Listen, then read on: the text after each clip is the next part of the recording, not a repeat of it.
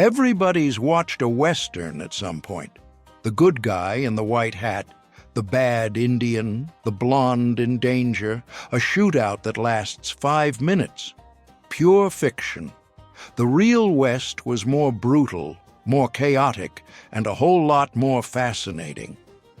You're about to hear 20 stories that sound like a movie script, but really happened. Grab your coffee and stick with me. After this, you'll never watch a Western the same way again.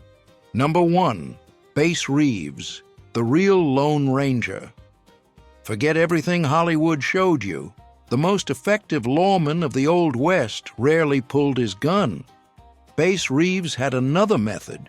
He used disguises. He dressed like a beggar, pretended to be a wanted outlaw, or showed up as just some random farmer. Criminals never suspected a thing until they felt the cuffs on their wrists. In one famous case, he walked straight into the hideout of 2 wanted brothers, pretending to be a lost traveler. They invited him to dinner. The next morning, they woke up in chains.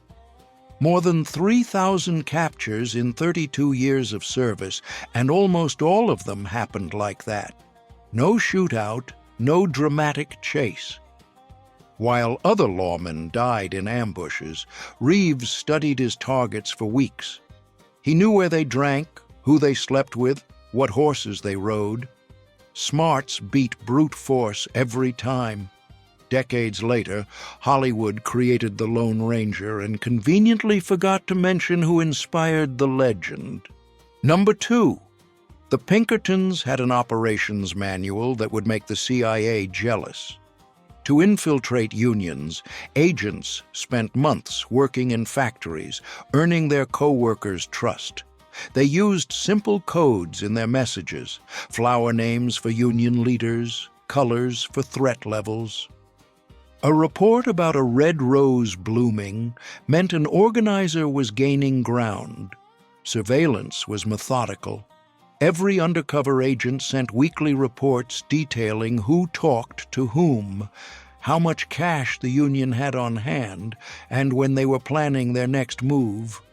They mapped contact networks like a modern counterintelligence operation. The most impressive part? They had a file with more than 1 million suspect cards before the FBI even existed.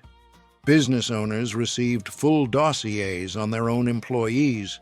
It was industrial espionage before the term even existed.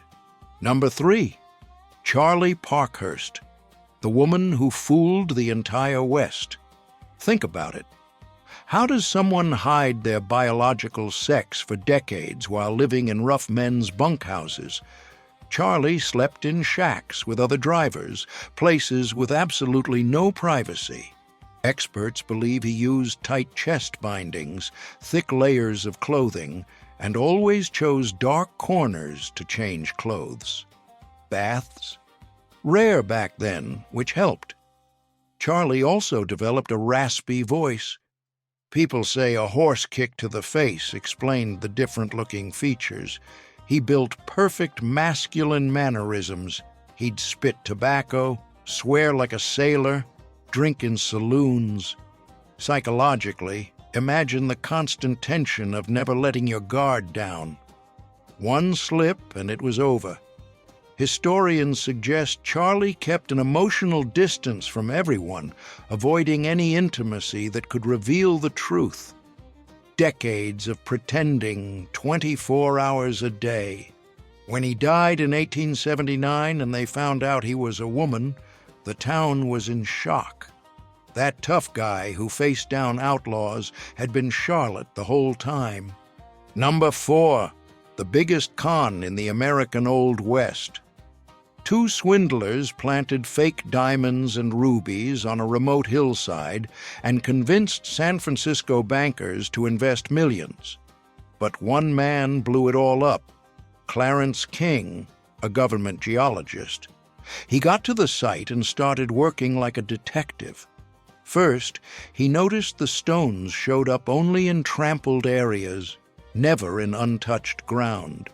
Then he saw that diamonds and rubies were together, something that doesn't happen in nature. The killing blow? King looked at the erosion angles of the terrain and proved that soil could never form diamonds. Geology didn't lie. When he published his findings, powerful investors were humiliated, and the swindlers had already vanished with the fortune. King became a national hero, proving that science beats greed. Number 5. Johnson County War. When corporations declared war on citizens. Wyoming, 1892. Cattle barons controlled state politics and wanted to wipe out the competition. They made a blacklist with more than 70 names. Small ranchers, shopkeepers, anyone who got in the way of their business. No trial, no evidence. They hired professional killers from Texas, put them all on a private train, and sent them out to carry out the list. The plan was to clean out the whole county in one weekend. But the locals found out and did something nobody expected. They surrounded the invaders at a ranch. 200 regular men against 50 hired guns.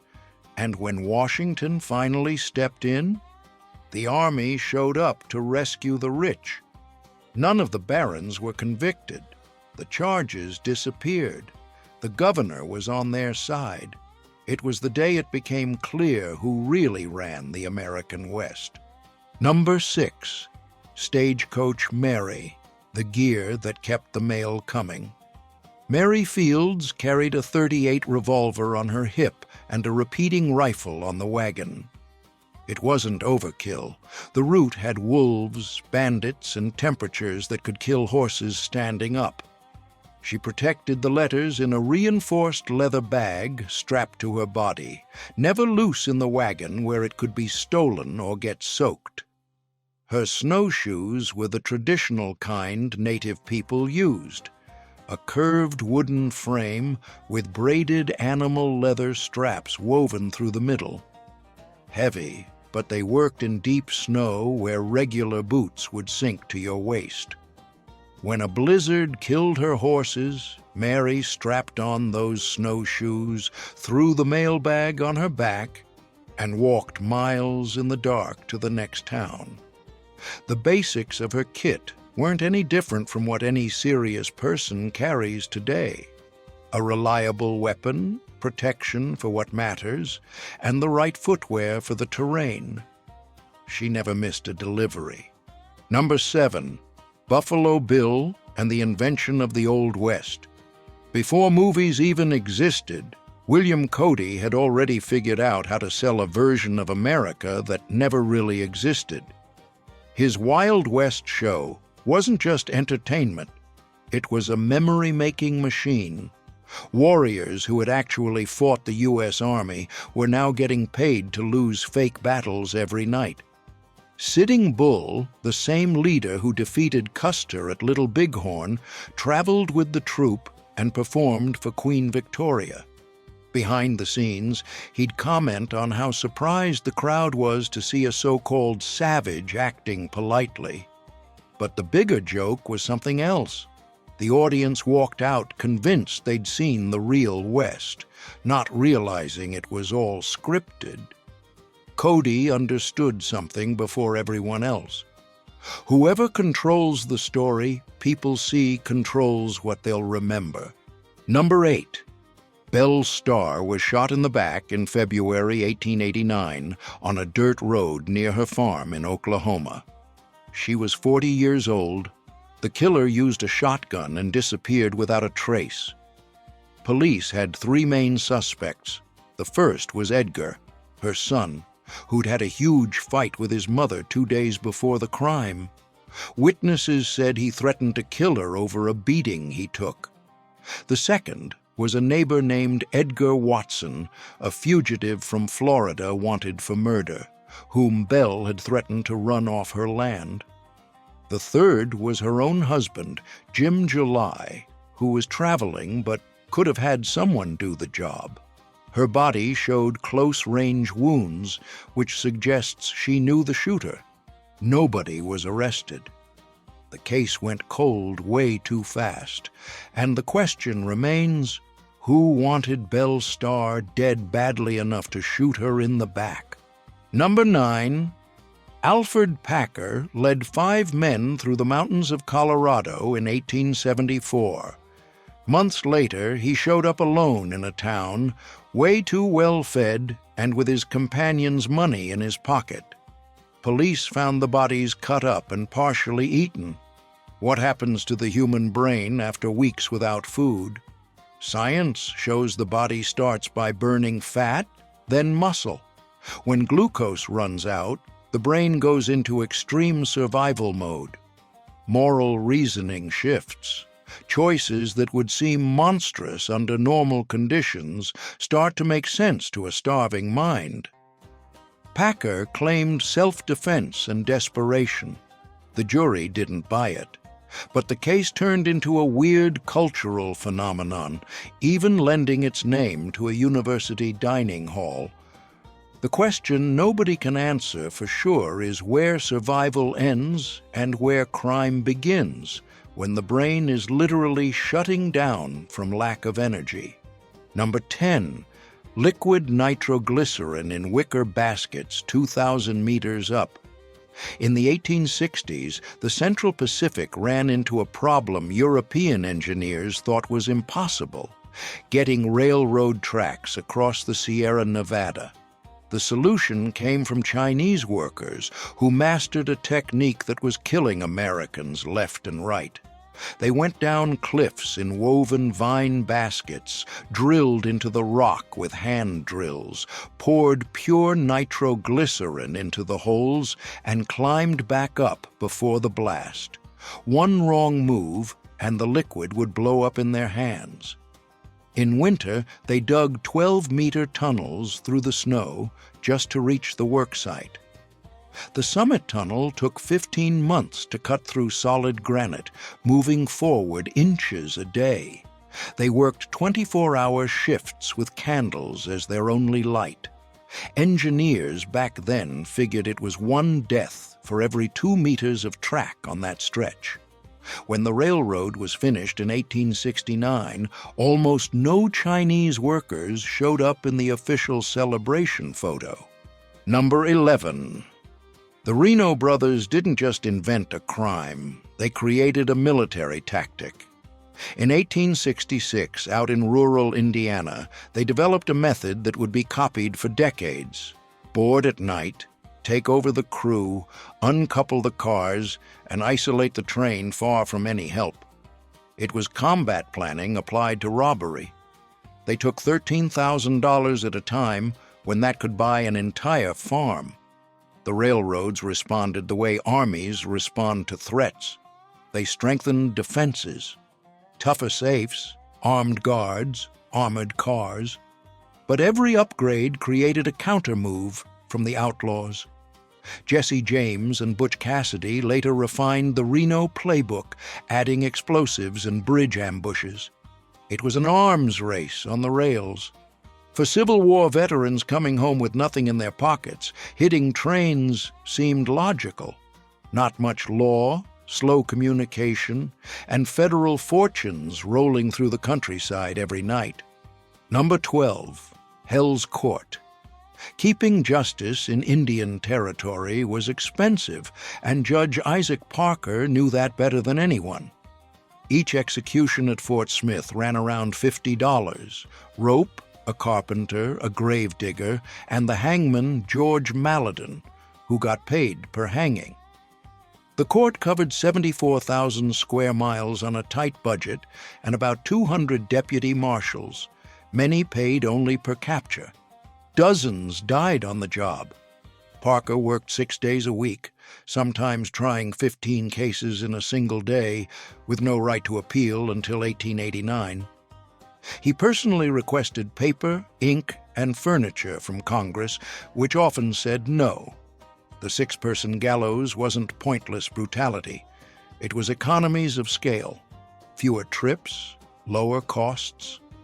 Behind the reputation of the hanging judge was a man trying to impose order in a territory with no roads, no reliable telegraph, and not enough money to pay the people risking their lives to bring outlaws in alive. Number 13. Laura Bullion, the outlaw who saw two worlds. Laura Bullion spent the last years of her life in Memphis, working as a seamstress. Neighbors knew her as a quiet woman, with steady hands and not many words. Nobody imagined that this calm woman had helped rob trains alongside Butch Cassidy. She got out of prison in 1905 and simply vanished from history. But she kept living. She heard 2 world wars on the radio. She saw the atomic bomb in the newspapers. She watched TV arrive in American homes. In 1961, when she died at 85, mankind was already getting ready to go to the moon. Laura had ridden with the Wild Bunch back in the days of telegraphs and lanterns. She ended her days in an America of jets and satellites.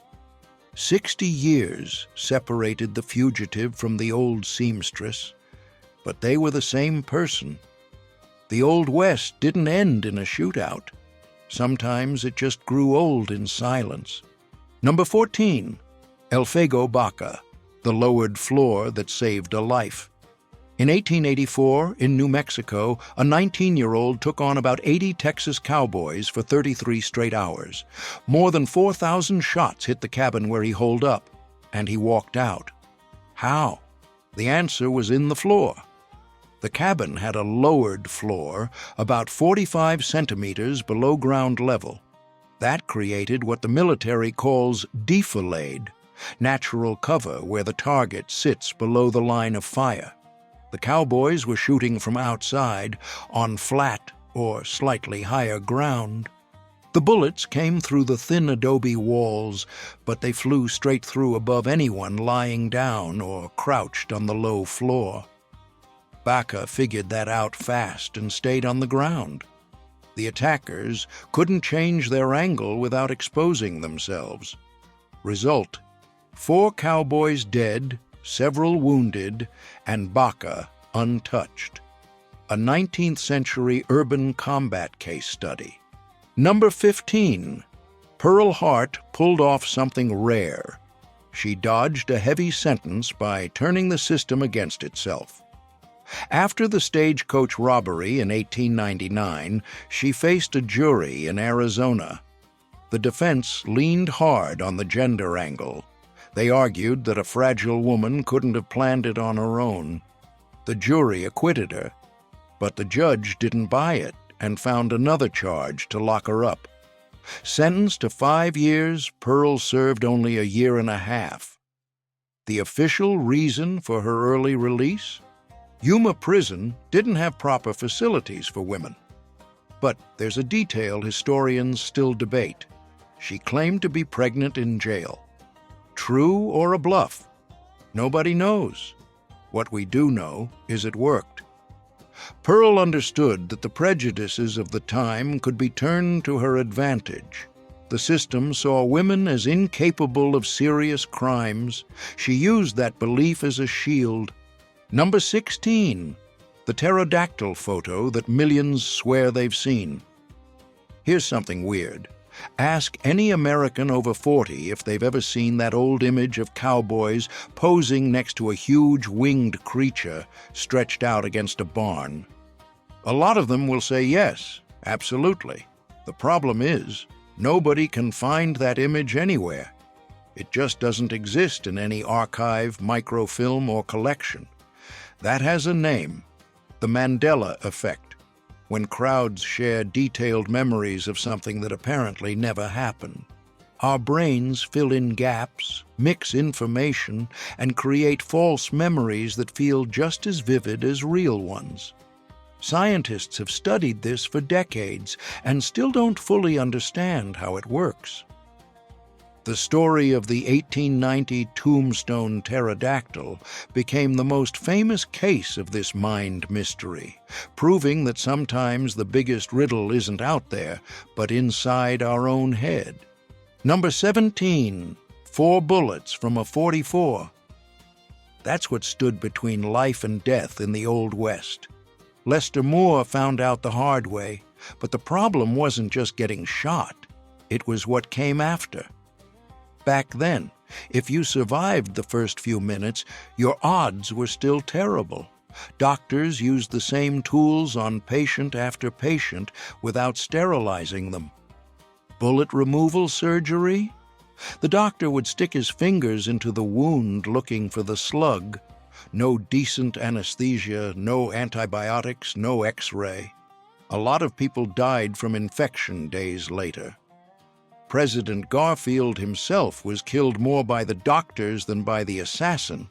They kept poking the wound with dirty instruments until sepsis took over.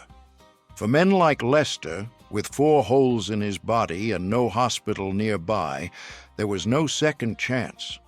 Frontier medicine was brutal, improvised, and almost always deadly.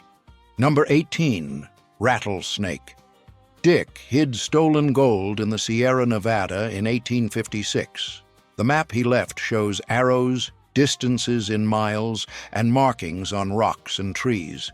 The problem is that the Sierra is constantly eroding and gets frequent landslides. Rocks that were used as landmarks may have rolled down the slope. Marked trees likely fell or rotted away more than 150 years ago. The terrain has changed so much that the original coordinates don't line up with today's landscape. Treasure hunters have tried to follow the map for decades with no luck. Some believe the gold is buried near Auburn, others point to Placer County. The region has deep ravines, creeks that change course, and unstable ground. If the bars are still there, they are probably meters below the original ground level. A regular metal detector won't reach that deep. Anyone searching needs to study old geological maps and compare them with current ones to understand how the land has shifted. Number 19, the sound that ended an era. In 1917, in the small town of Jarbidge, Nevada, 2 men settled an old grudge the only way they knew how, face to face, revolvers in hand, right in the middle of Main Street. The shots echoed off the wooden storefronts like in hundreds of duels before. But this time, something different happened. While the dust was still settling over the bodies, a Ford Model T rolled down the same street, its blaring horn drowning out the last echoes of the gunfire. It wasn't some poetic coincidence. It was 2 worlds colliding. That car stood for contracts, insurance, courthouse records. The revolvers stood for a man's word, personal honor, settling scores between men. America was trading the handshake for a signed document, the cowboy code for the laws of commerce. Jarbidge became known as the stage for the last classic Old West duel. The horn beat the trigger. Number 20. The West never ended. It just changed addresses. The families who built railroads and controlled banks in the 19th century turned into today's giants. The Harrimans ran the rails. The Morgans financed everything. That money didn't disappear. It became investment, became corporations, became power passed down through generations. The land rush became the oil rush, then the tech rush, and now the data rush. The method is the same. Get there first, control access, set the price. Wall Street runs on the same logic as Dodge City.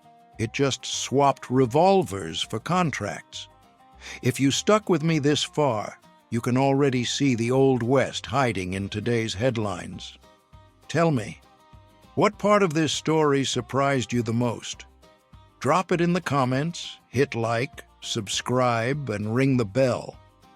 Next week, there's more behind-the-scenes stuff Hollywood never showed you. Reality always shoots straighter than the screenwriters. See you next time, cowboy.